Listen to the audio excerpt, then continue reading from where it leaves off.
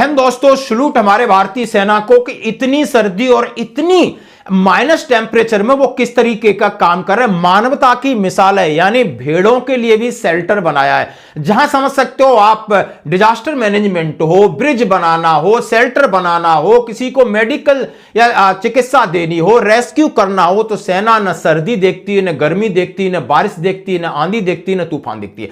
और यही है सेना का करेज दोस्तों। और इसके साथ ही मैं बात करूंगा ड्रोन वारफेयर को लेकर। भारतीय सेना कर रही है तैयारी और शक्तिबाण रेजिमेंट बन रही है, यानी लगातार सेना के अंदर बदलाव हो रहा है। और यह बदलाव भविष्य में युद्ध की रणनीति को देखते हुए बिल्कुल चीफ ऑफ आर्मी स्टाफ कर रहे हैं। बहुत अच्छी बात है, सेना को इफेक्टिव हो और सेना के ऊपर पूरा देश टिकाए। आज जैसे विश्व की परिस्थिति है, हर हालत में आपको पूरा पैसा यानी पूरी शक्ति लगानी पड़ेगी ताकि आपकी सेना शक्तिमान बने। और इसी शक्तिबाण रेजिमेंट का गठन से पहले मैं आपको दिखाना चाहता हूं भेड़ों के लिए 15,500 फीट पर आप समझ सकते हो ऑपरेशन सद्भावना के तहत इंडियन आर्मी ने डुरबुक के राले इचिंग गांव में भेड़ों के लिए शेल्टर बना के खड़ा कर दिया, जिसमें मॉडर्न हीटिंग लगी है ताकि लद्दाख की बहुत ज्यादा सर्दियों में जानवरों को बचाया जा सके।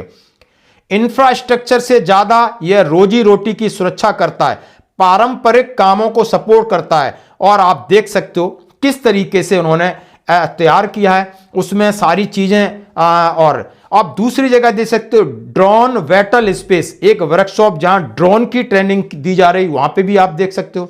और इसके साथ तीसरा मैं वीडियो दिखा रहा हूं जहां पर रक्षा संबंधी संसदीय समिति ने गोला बारूद की स्वीकार कमी की, यानी यह कह रहे हैं कि आज भारतीय सेना जो मांगे सरकार देने को तैयार है। यानी सरकार ने खुली छूट दे दी कि सेना को जो भी आत्मनिर्भर या सुदृढ़ या शक्ति बढ़ाने के लिए जो भी हथियार चाहिए, जो भी अम्निशन चाहिए वो मिलेगा। यानी सरकार की तरफ से खुली छूट है, सेना अपना काम कर रही है और सेना साथ साथ सद्भावना के साथ काम करती है। सर्दी आपको लगती, शायद इनको भी लगती होगी। ये भी मनुष्य हैं, किस तरह अपना जीवन जी रहे हैं और लेकिन दूसरों की सेवा और देश की रक्षा के लिए अपने उस लेवल तक काम करते हैं, भले वो प्राण चले जाएं लेकिन काम पहले है दोस्तों। ये मिसाल है भारतीय सेना और भारतीय सैनिकों के जज्बे की। अब ड्रोन वारफेयर को लेकर भारतीय सेना कर रही है बड़ी तैयारी, बना रही है 25 शक्तिबाण रेजिमेंट। अब ये शक्तिबाण रेजिमेंट में आखिर क्या है? आधुनिक युद्ध की जरूरत को देखते हुए भारतीय सेना अपनी ड्रोन युद्ध क्षमता को तेजी से मजबूत कर रही है।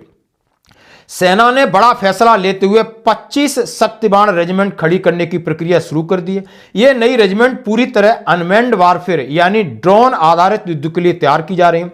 रक्षा अधिकारियों के मुताबिक यह रेजिमेंट 5 किलोमीटर से 500 किलोमीटर तक की दूरी पर मौजूदा टारगेट पर हमला करेंगे। ड्रोन से सर्विलेंस और ड्रोन से हमला, और रेंज 5 किलोमीटर से 500 किलोमीटर तक। यह बड़ा फोर्स स्ट्रक्चरिंग प्लान भारतीय सेना के मॉडर्नाइजेशन का प्लान का हिस्सा है, जो थल सेना प्रमुख जनरल द्विवेदी जी का विजन है, जिसका मकसद भविष्य की लड़ाई के लिए सेना को तकनीकी आधारित, तेज और ज्यादा अचूक बनाना। रक्षा सूत्रों के अनुसार शक्तिबाण रेजिमेंट आर्टिलरी रेजिमेंट का हिस्सा होंगी।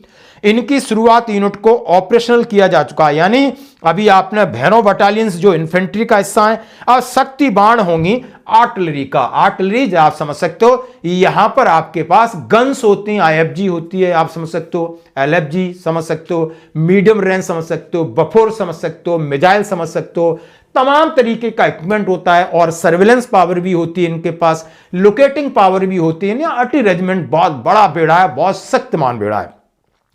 अब इंडियन आर्मी ड्रोन वारफेयर शामिल होंगे। लंबी दूरी वाले ड्रोन भारतीय सेना लंबे समय से महसूस कर रही है कि 500 किलोमीटर की रेंज में स्ट्राइक की उसकी क्षमता को एक बड़ा गैप है। पारंपरिक आर्टिलरी सिस्टम मिसाइलों के बीच यह दूरी ड्रोन और लाइटनिंग म्यूनिशन के जरिए पूरा करना चाहती है। शक्तिबाण रेजिमेंट इसी की जरूरत को देखते हुए किया गया है। अधिकारियों के मुताबिक उन्होंने कौन कौन सी मिसाइलें शामिल होंगी, आरटी कौन कौन सी चीजें और शामिल होंगी, इसमें पूरा दिया है। बनाई जा रही दिव्यास्त्र बैटरियां। अब ये शक्तिबाण रेजिमेंट नहीं बल्कि आर्टिलरी रेजिमेंट के तहत करीब 35 से 40 दिव्यास्त्र बैटरियां, यानी दिव्यास्त्र जैसे आर्टिलरी में बैटरी होती है, पापा क्यूबिक यानी सब यूनिट गन्स की होती हैं। और इसी तरह उन्होंने दिव्यास्त्र बैटरियों के लिए भी बनाया, यानी पूरा स्ट्रक्चर नीचे से ऊपर तक चेंज होगा। और कितनी बड़ी पावर, आपने ऑपरेशन सिंदूर में जरूरत को देखते हुए इसमें बदलाव की जरूरत किया है। उसमें बहुत सारे नए नए इक्विपमेंट होंगे जो देख सकते हो। इंडियन आर्मी ड्रोन वारफेयर बहुत जबरदस्त चीज है, बहुत जबरदस्त चीज है। और जबरदस्त इसका इफेक्टिव होगा, क्योंकि आर्टिलरी के अंदर जैसा आप समझ सकते हो बहुत बड़ी फायर पावर होती है। और इस फायर पावर को और अच्छे तरीके से इफेक्टिव बनाने के लिए आप शक्तिमान रेजिमेंट, जो रेजिमेंट ऑफ आर्टिलरी का हिस्सा होंगे, उसमें जो बैटरी है वो आप समझ सकते हो दिव्यास्त्र बैटरी होंगी। धन्यवाद।